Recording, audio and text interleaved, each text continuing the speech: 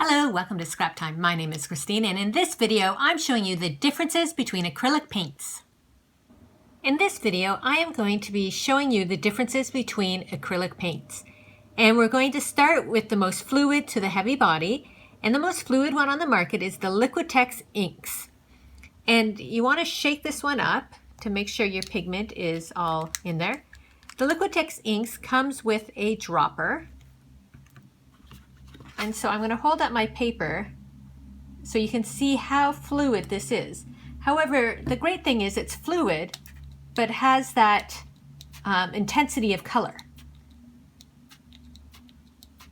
So if you want to do any sort of dripping, or this is great over top of other acrylic paints to add depth to your color, the Liquitex inks are great for that, as well as there are a variety of techniques you can do. I'm just going to wipe off my excess there. So that is the Liquitex inks. Next, I'm going to move to a Golden product. This is the High Flow Acrylics from Golden. I'm going to give it a shake. You can hear there's a mixing ball in there to make sure your pigment gets mixed together. And I'm going to hold this up again because this is another, it's quite fluid. So it is a little thicker than the inks, but you can see it is quite fluid. So again, it is great to do a variety of techniques or to use over top of some of your other paints.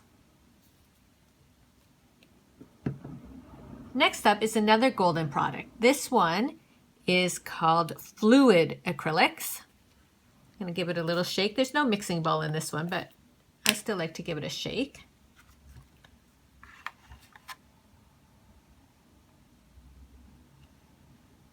So it's still fluid if I was to spray a bit of water on it. However, you see it holds its space a lot more than the High Flow. So with this one, I can take a brush and actually just paint it. So even though it's still quite thin, it is thin, but the this one here, the High Flow, is a lot more fluid than the Fluid. So we're going to move on. If you are more of a crafter, you might be familiar with the Ranger product. So I decided to include it. I'm going to include Tim Holtz Distress Paint. He also has a mixing ball in there. And I find his paints are on the thinner side. So you can see it's thicker than the Golden, but it's still quite a thin paint. So again, if I was to add water, it doesn't flow the way that the Golden did, but you can just paint it out, and it's a nice flat paint. Like it doesn't give you a lot of dimension, but it's great for layering colors together and blending colors together.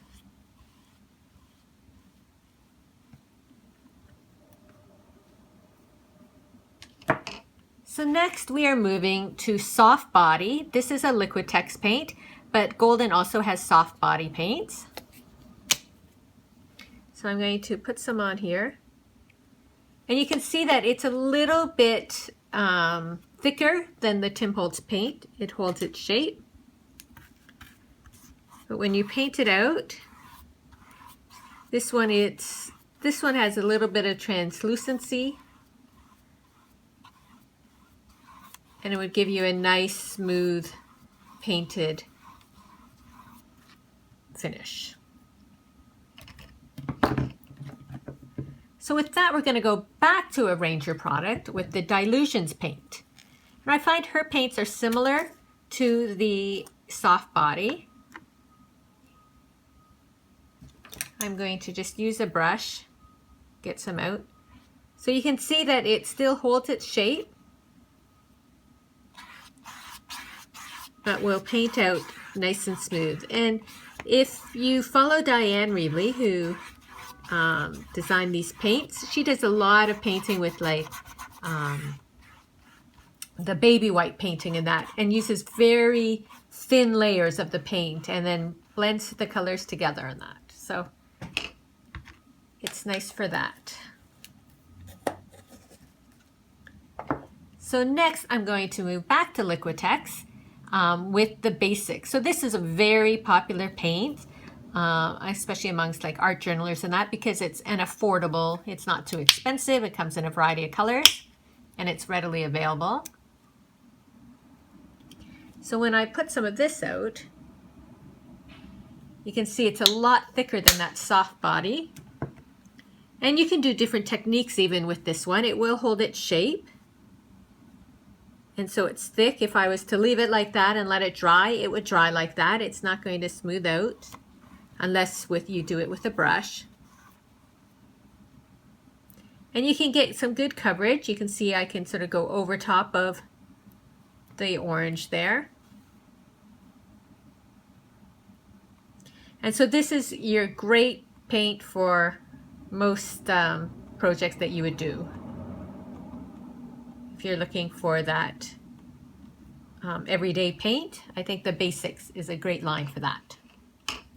So from there, we're going to move into heavy body. This is a Liquitex one, but Golden also does heavy body. And you'll see with this, when I squirt it out, this is thick.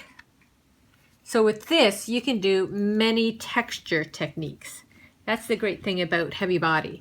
If I was to leave it like that, it will dry like that. So if you wanted texture, you could like just put your brush in, do something like this, and it will dry like that. The other great thing is I can come back here, say to the blue, and put the paint right over top of the blue, if I had enough paint here, and cover up. So you can put darker colors on top of, or lighter colors on top of the darker paints too, and it will cover it up.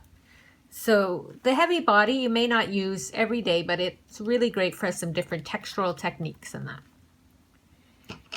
And then the final one I'm going to show you is back to Ranger. Dina Wakley's paints are heavy body, but they also sell this add-on tip here, so for your paint. So I could just go across and like put little dots on things, and wherever I put it, the paint will dry like that. I can do lines. So these tips are great if you wanted to add writing to your page, design to your page, and they will go over any color because they are heavy body. So they are opaque over lots of colors.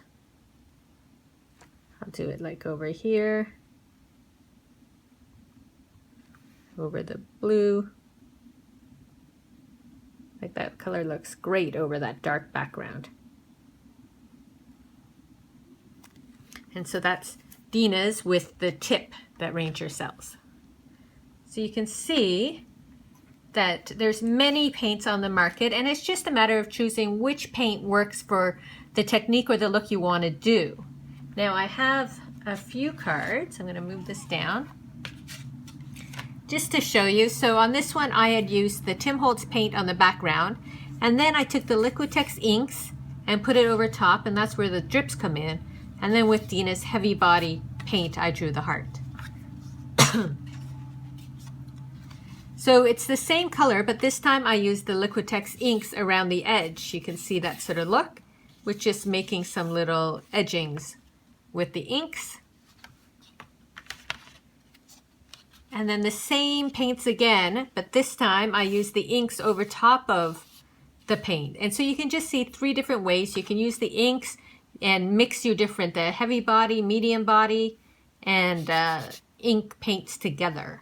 Now, if you want to learn more about ways to use these paints, I have a whole series on the blog at www.scraptime.ca under online classes, and I have an Exploring Art Journaling series, which will show you, each class has 30 videos of techniques showing you how different techniques using paints and mediums. So you can go and check that out. In the meantime, Enjoy learning how to use all your different paints. Thanks for watching. Be sure to give us a thumbs up and subscribe to the Scrap Time Videos YouTube channel. See you next time. Bye-bye.